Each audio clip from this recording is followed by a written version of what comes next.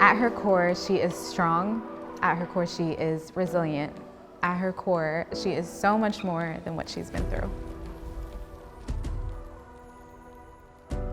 Please just know that this is going to be so fun. You won't even be thinking about how long it's been since you worked out. My name is Chelsea Christmas, and I'm the owner of At Her Core Fitness and Community Engagement Coordinator at Assets.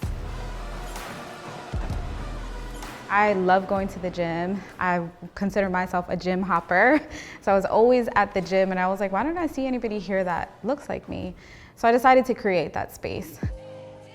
I launched At Her Core in August of 2020, but it was formerly known as Fit City Women. It was during COVID, which was wild to think that I was feeling the urge to launch a business during COVID, but I also saw the need to create space and community at such a time where we couldn't even be in proximity of one another. It felt like we had to be distanced.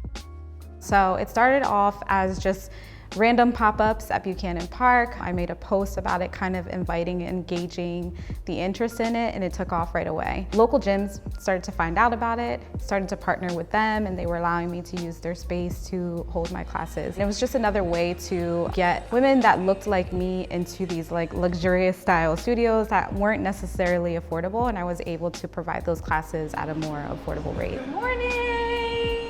Working for Assets is definitely this full circle moment for me because I went through their programming myself. I just believe in the power of representation, and to be able to sit with people that I know and I grew up with in the community, and they're looking to start a business and they have no idea where to start. For me to be able to tell them, you don't have to Google that. We can help you get to whatever the first step is for you.